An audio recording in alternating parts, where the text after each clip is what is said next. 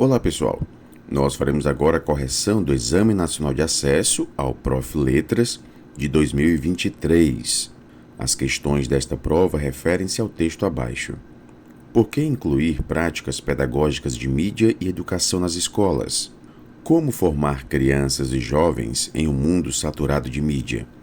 Há pouco mais de 2 décadas, falávamos das experiências que a tecnologia poderia proporcionar aos estudantes de maneira a vivenciarem uma educação mais integrada, ativa e participativa. Durante anos, as redes sociais digitais e a internet têm sido situadas nos debates como um novo fórum democrático a serviço da sociedade mundializada. Um território em que a abertura à participação e à igualdade nos processos de decisão estariam finalmente acessíveis a cidadãos e cidadãs.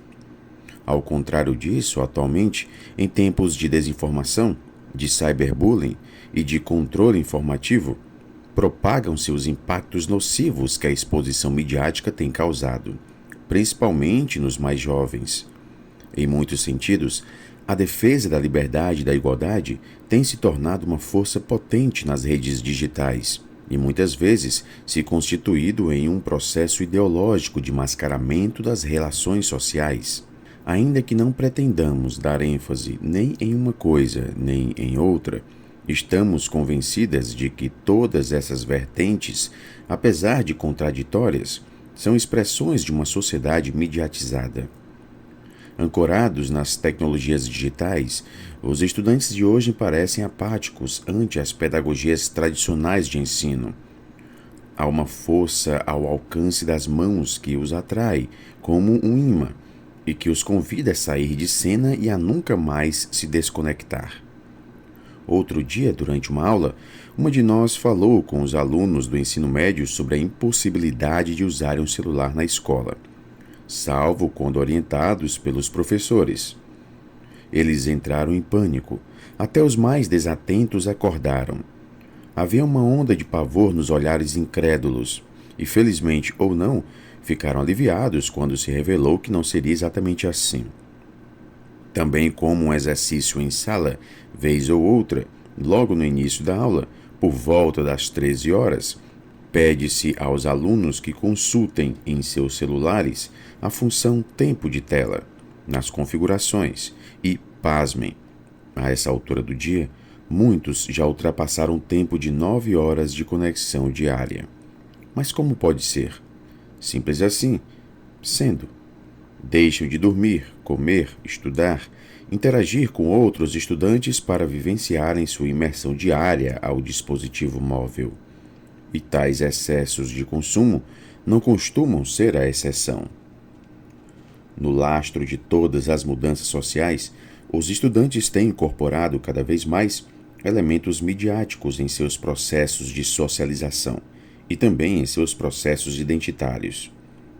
A pesquisadora Helena Martins, em seu livro Comunicação em Tempos de Crise, afirma que esses espaços não só possibilitam novas formas de ação e interação, como também têm interferido diretamente na nossa percepção de tempo, inclusive do que é público ou privado. Não poderíamos estar mais de acordo.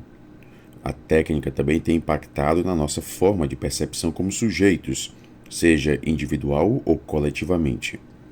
Por mais que a tecnologia e as apropriações sociais das novas mídias sejam reconhecidas como território fértil para a ação política, o sistema dialógico e horizontalizado dos novos meios de comunicação, com o auxílio da internet, se por um lado contribui para os mecanismos de organização, por outro, serve também para a implantação de um sistema de controle social sem precedentes. Portanto, se quisermos colocar em evidência nossa ação política e usar a mídia com todo o seu potencial democratizante e libertador, será preciso agir coletivamente para atuarmos nesse sentido. Mas como fazê-lo? Qual o papel da educação midiática na formação dos mais jovens em tempos de tecnologias digitais? Se entendemos a educação como o processo de preparar as crianças para entenderem o mundo em que estão vivendo, precisamos urgentemente de educá-las a consumir, produzir e compartilhar conteúdo. Precisamos mostrar como funciona o processo de comunicação midiático e todas as suas agências de poder. E precisamos ajudar a torná-las, ainda que de forma desigual, agentes partícipes desse processo. Os educadores críticos de mídia precisam mostrar às crianças as dimensões políticas, econômicas e sociais das mídias, estimular o olhar crítico sobre os conteúdos, incutir a ideia de que tudo o que é veiculado é passível de questionamento. Mostrar que a publicação de uma notícia em detrimento de outra é uma escolha editorial e que a forma de noticiar um fato também vai depender do posicionamento político dos veículos. Falar sobre os mecanismos de comunicação popular e comunitário, mostrar as experiências de democratização da informação e também dos oligopólios midiáticos. Falar sobre regulamentação, entre outros. Trata-se de mostrar qual o mecanismo de funcionamento da circulação da informação, dos veículos de difusão e do nosso próprio papel enquanto cidadãos e cidadãs, de exigir dos nossos representantes políticos providências diante desse embate.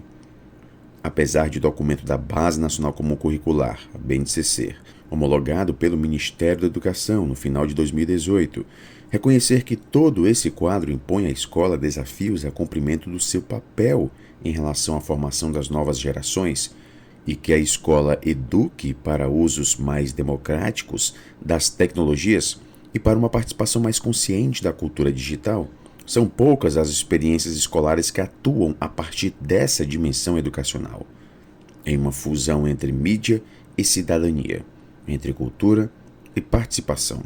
Não é de hoje que professores utilizam material multimídia para reforçar conteúdos ensinados em aula, mas experiências isoladas não farão com que estudantes assimilem espontaneamente como as mídias funcionam.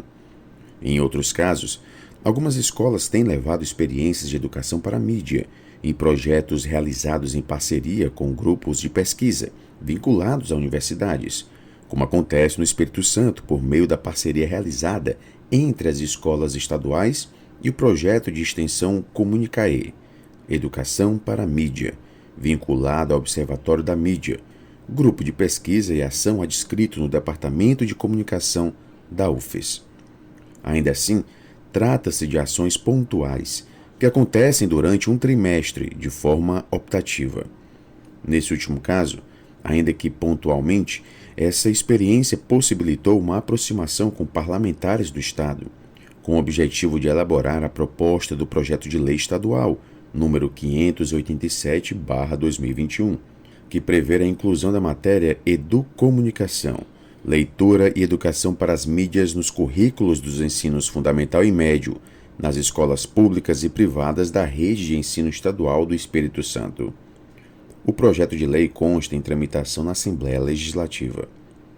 Institucionalizar a educação midiática nos parece um caminho possível para se construir experiências pedagógicas consistentes e críticas, de forma a promovermos competências necessárias para construirmos espaços de experiências e saberes dentro e fora da escola.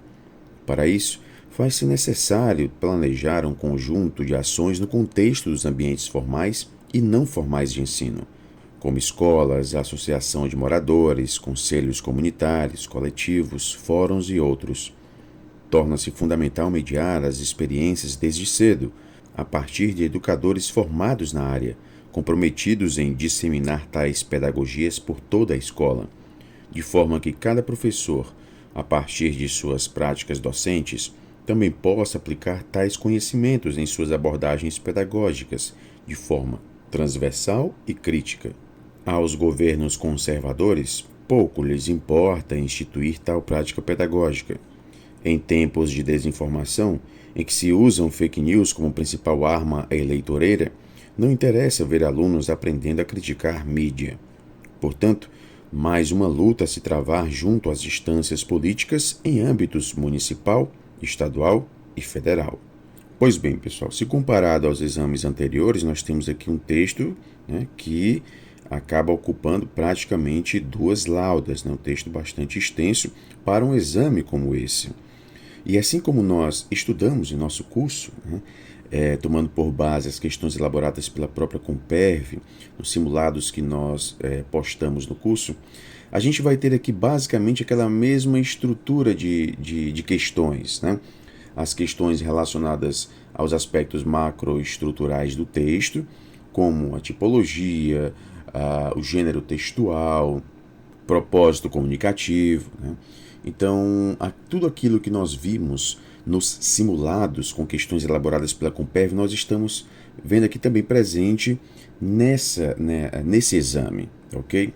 Vocês vão perceber que dessas 20 questões que compõem, né, este exame, das questões 1 a 5, nós temos aqui uma referência aos aspectos macroestruturais, né? Propósito comunicativo, tipologia textual, a sequência textual, a relação entre parágrafos, né? Então, as questões 1 a 5 e também as questões 18, 19 e 20 vão focar mais nesses aspectos macroestruturais. Eu me lembro bem aqui, quando perguntavam nos grupos do curso, né, o que provavelmente vai cair nessa prova objetiva. Eu disse, olha, é muito provável que caia questão relacionada ao propósito comunicativo, a tipologia textual, isso sempre cai nas provas do Prof. Letras, né? E de fato foi isso que aconteceu, né? Em uma das nossas lives, uma das últimas lives que nós fizemos, eu falei, olha, as primeiras questões vão abordar os aspectos macroestruturais, é o que nós temos aqui, né? Vai cair também questão relacionada à intertextualidade, é algo que sempre cai no exame do Prof. Letras. E não foi diferente dessa vez, né? Nós temos basicamente duas questões que abordam essa temática da intertextualidade. Uma trazendo aqui as aspas, né? E outra focando mais especificamente na questão das vozes. E isso foi muito batido no nosso curso. Então nós temos aqui duas questões abordando aqui esse aspecto da intertextualidade. Agora, a grande maioria das questões, né, as questões 6, 7, 10, 11, 12, 13, 14, 15, 16, nós vamos ter aqui um foco maior nos aspectos microestruturais. Em outras palavras, né, a gente vai ter aqui uma presença mais forte, né, da gramática prescritiva, gramática normativa, né? Eu acredito que a maior dificuldade tenha ocorrido justamente nessas questões, né, dos aspectos microestruturais. Na resolução dos simulados que nós postamos no curso, né, a gente percebeu uma predominância desse tipo de questão, justamente questão focando nesses aspectos microestruturais, né? Então, é muito importante que para esse tipo de exame, como o do Prof. Letras, né, a gente resolva questões. É como se a gente estivesse de fato estudando para um concurso público. Estudar para um concurso público, né, se voltando aqui para uma prova objetiva, a melhor forma de estudar é resolvendo questões. Resolvendo questões e, obviamente, questões de preferência elaboradas pela própria banca, né, pela Comperv. Então, um dos caminhos para a gente ter uma boa prova, né, é justamente resolver as questões elaboradas pela Comperv, né? Então, a gente, no último curso, nós disponibilizamos 20 simulados elaborados pela própria Comperv, né, com questões elaboradas pela Comperv. E a gente percebe a presença dessas questões, obviamente não exatamente as mesmas questões, né? Mas a gente percebe esse conteúdo presente aqui no exame do Prof. Letras, tá bom? Então é muito importante que para esse tipo de exame a gente resolva questões, tá bom? De qualquer forma, para a próxima seleção, né, um novo módulo vai ser adicionado ao curso, que é o módulo Gramática no exame do Prof. Letras, tá bom? Que a gente vai focar mais nesses aspectos gramaticais, nos aspectos microestruturais do texto, tá bom? Mas vamos lá, vamos aqui agora às questões, né? Primeira questão.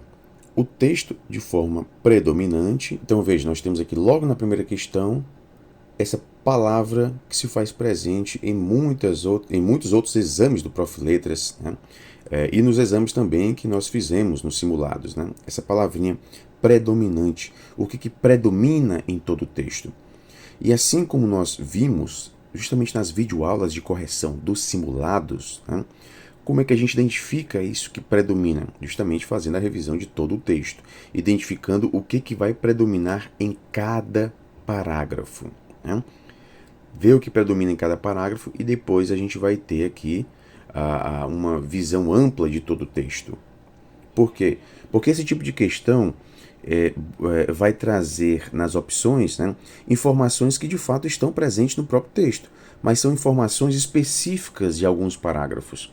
Então é muito comum que a gente encontre aqui nas opções da primeira questão informações que estão de fato presentes. No entanto, elas não trazem aquilo que predomina em todo o texto, né? Elas acabam se limitando a um determinado parágrafo. É importante a gente ter isso em mente, porque quando a gente se depara com uma informação que de fato está presente no texto, mas não predomina, opa, eu vi essa informação no texto, então eu vou acabar marcando essa questão.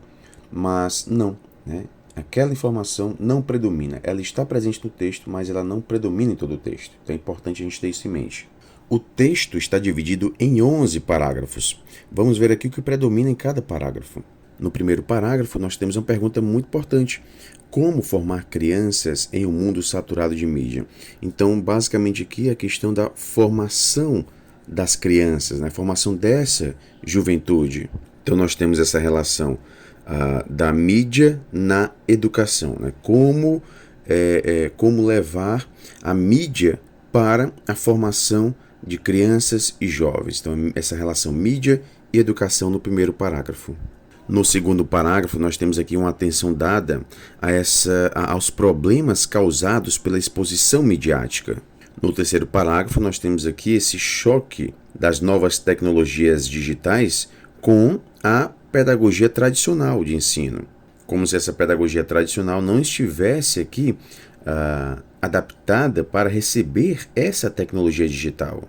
No quarto parágrafo, mais uma vez aqui uma referência feita aos impactos das tecnologias na vida dos jovens e como isso se reflete na própria formação, na educação, né?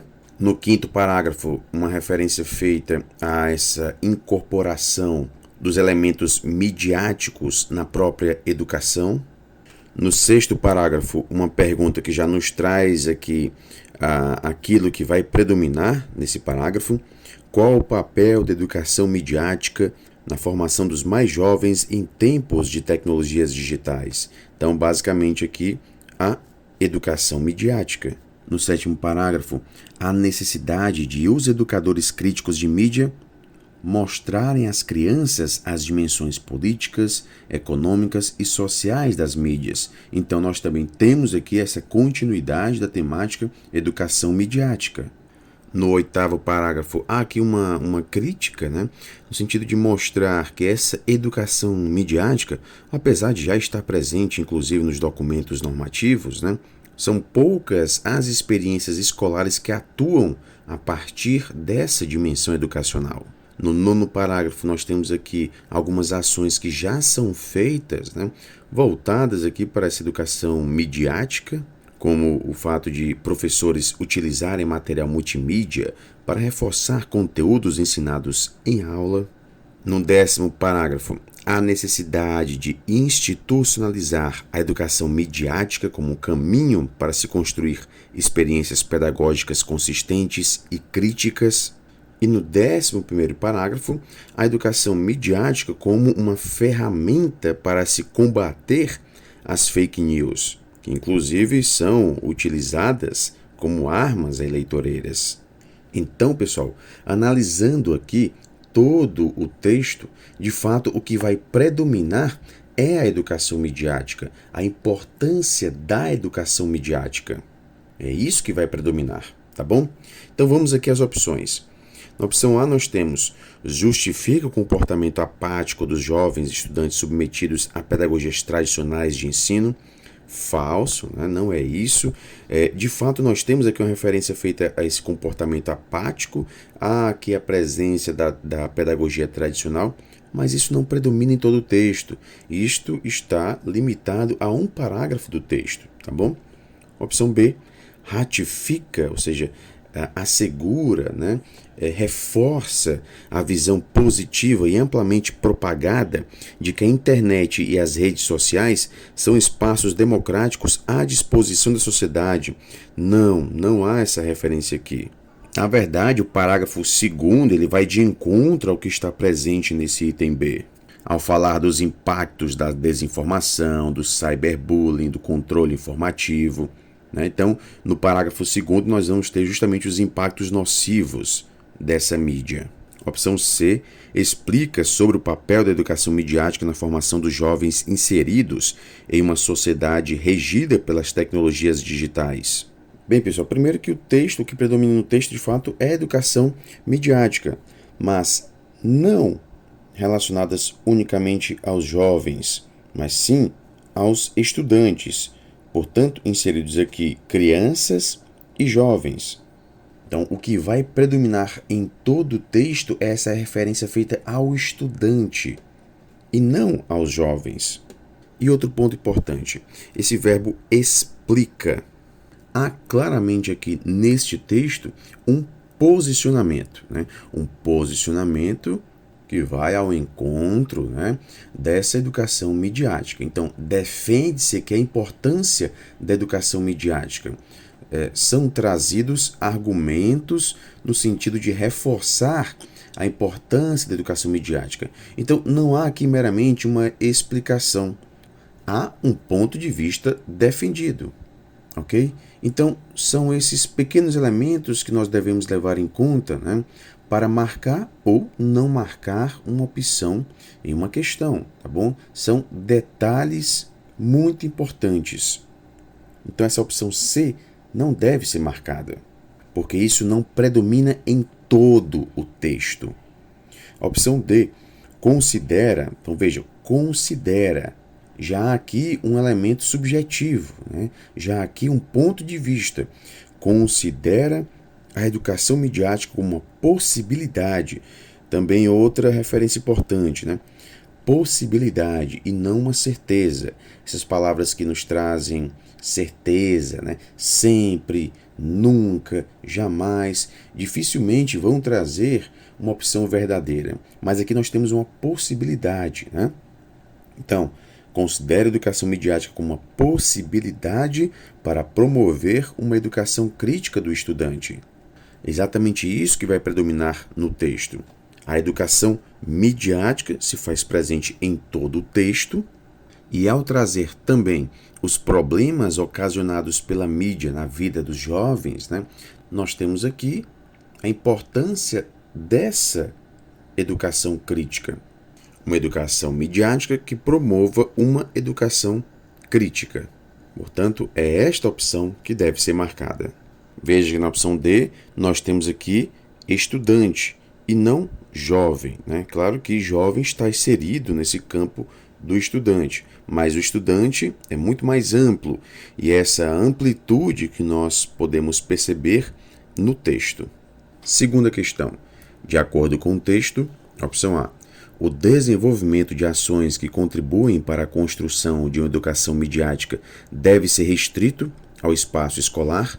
Falso, né, pessoal? Não há essa restrição ao espaço escolar, não há essa restrição aos espaços formais de ensino, que seria a escola. Vejamos aqui o parágrafo 10. Institucionalizar a educação midiática nos parece um caminho possível para se construir experiências pedagógicas consistentes e críticas, de forma a promovermos competências necessárias para construirmos espaços de experiências e saberes dentro e fora da escola.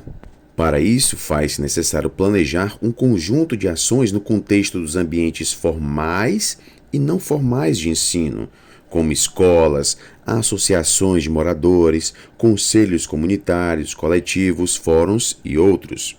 Ou seja, pessoal, nós não temos aqui essa restrição aos espaços formais de ensino. Portanto, essa opção A está falsa. Opção B. O material multimídia utilizado como auxiliar na aprendizagem de conteúdos em sala de aula é eficaz para que o aluno compreenda o funcionamento das mídias. Falso, pessoal. Também não há essa referência aqui. Quando esse material multimídia é utilizado como auxiliar, não se leva o aluno a compreender o funcionamento das mídias, até porque o alvo não são as mídias. As mídias aqui seriam um auxiliar.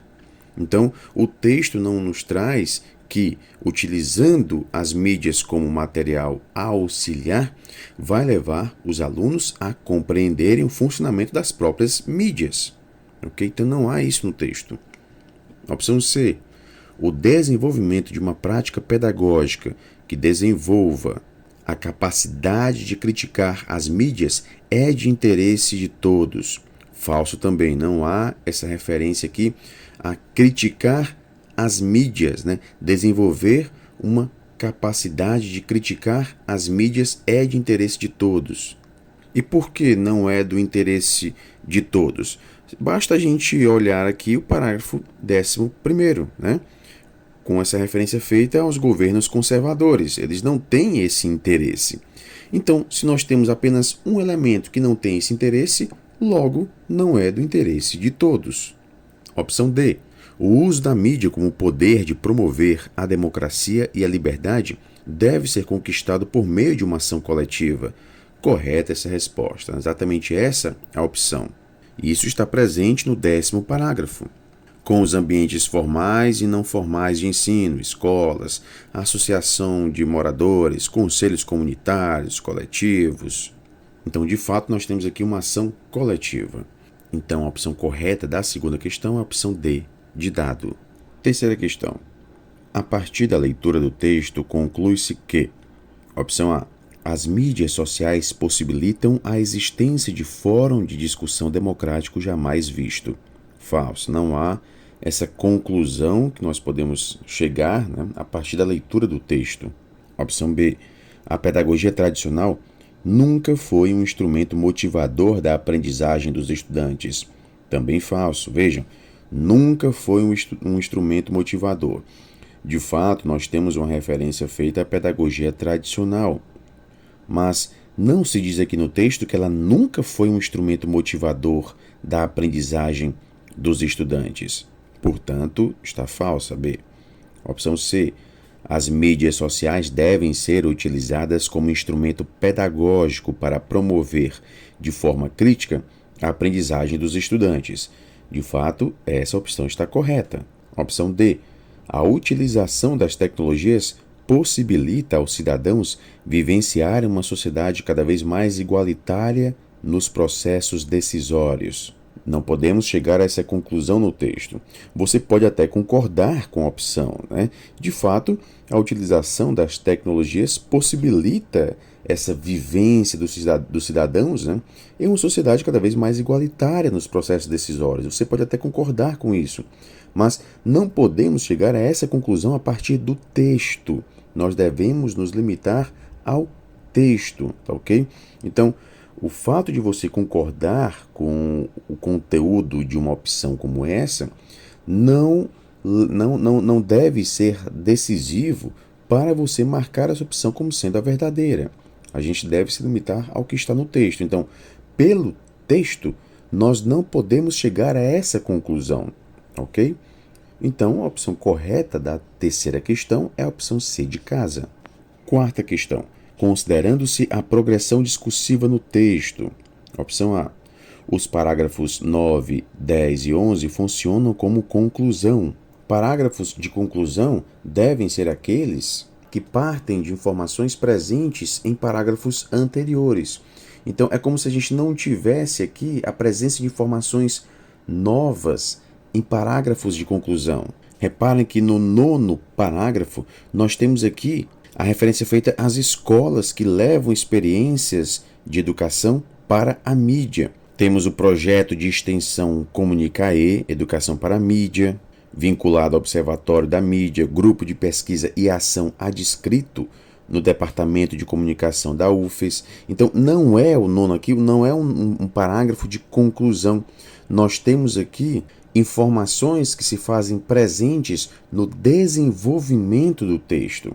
Então, o que se está fazendo aqui no 9º parágrafo é desenvolvimento e não conclusão. O 9º parágrafo nos traz ações pontuais, né? Então, diante de tudo que foi dito, Aí nós partimos agora para os parágrafos de conclusão, que é o que nós podemos perceber nos parágrafos 10 e 11. Por isso que a opção correta da quarta questão é a opção B de bola. Mas vamos ver aqui as demais opções. Na C, faz, pessoal. No terceiro parágrafo, nós temos aqui esse choque da pedagogia tradicional com a força que a tecnologia digital tem na vida dos jovens. No quarto parágrafo, nós temos aqui uma situação que explica como essa força se faz presente na vida dos jovens. Não é acrescentada uma ideia ao parágrafo terceiro. O que nós temos aqui é um caso que exemplifica a força que essa tecnologia digital, tem na vida dos jovens. Ok, pessoal? Então, não há aqui um acréscimo de uma ideia, tá bom? Na opção D, o parágrafo 8 faz contraposição à ideia do parágrafo anterior. Falso, pessoal, não há essa contraposição. O que pode causar confusão aqui é o uso desse apesar de. Apesar de, então há uma ideia de contraposição, mas essa contraposição ela não está sendo feita entre parágrafos, entre o sétimo parágrafo e o oitavo. A contraposição se faz presente dentro do próprio oitavo parágrafo. Uma contraposição daquilo que está presente no documento, como a Base Nacional Comum Curricular, com aquilo que de fato se faz presente. Ou seja, nós temos algo presente na BNCC, mas são poucas as experiências escolares que atuam a partir dessa dimensão educacional. Então, a contraposição aqui se faz presente dentro do parágrafo 8º e não entre o que está no parágrafo 7º com o que está no parágrafo 8º. Portanto, essa opção está falsa. Então, a opção correta da quarta questão é a opção B, de bola. O texto, considerando a intenção comunicativa prioritária, então, o que predomina no texto, configura-se em uma organização composicional dominantemente. Opção A, descritiva, por dar visibilidade a uma imagem da problemática por que passa rotineiramente o ensino nas escolas brasileiras. Falso, não é que essa intenção comunicativa prioritária. Opção B, explicativa, por apresentar motivos que justificam a inserção de práticas pedagógicas e de mídias na educação brasileira. Pessoal, o gabarito desta avaliação nos traz a opção B, explicativa. No entanto, eu vejo esse texto tendo aqui uma organização composicional dominantemente argumentativa. Nós temos uma introdução, um desenvolvimento e uma conclusão. Há aqui o uso de vozes de autoridade, há aqui o uso de situações que reforçam a tese defendida, inclusive tese presente no próprio título. Apesar de ser uma pergunta, nós já temos aqui a tese defendida. Por que incluir práticas pedagógicas de mídia e educação nas escolas? Então, a tese é a de que nós devemos incluir práticas pedagógicas de mídia e educação nas escolas. E essa tese ela é defendida com argumentos que estão presentes no texto. Portanto, eu vejo esse texto como sendo predominantemente argumentativo, e isso é ser coerente, inclusive, com outros exames que a própria Comperv elaborou. Exames com textos que são argumentativos e nas questões que abordam o que predomina no texto, nós temos a opção correta como sendo argumentativa. Então, para ser justamente coerente com aquilo que vem sendo cobrado pela própria Comperv, nós temos aqui um texto predominantemente argumentativo. Portanto, eu não concordo com essa opção B. Na minha opinião, seria argumentativo por apresentar argumentos que justificam a inserção de práticas pedagógicas de mídias na educação brasileira. Então, eu faria essa alteração. Eu não concordo com a letra B. Na letra C, nós temos a argumentativa, ok, por defender a ideia polêmica em relação à educação midiática na formação dos estudantes mais jovens em tempos de tecnologias digitais. Eu já não concordo com o restante, Essa ideia polêmica, não há essa referência feita à ideia polêmica de formação dos estudantes mais jovens. Então, para mim, isso não predomina. É argumentativa, mas o restante dessa opção C já nos traz a opção como sendo falsa, né? Não está correto. E muito menos esse texto vai ser injuntivo, né? Não é um texto injuntivo, né? Então, para mim, essa quinta questão deveria ser anulada. Não é dominantemente explicativa, para mim é dominantemente argumentativa, tá bom?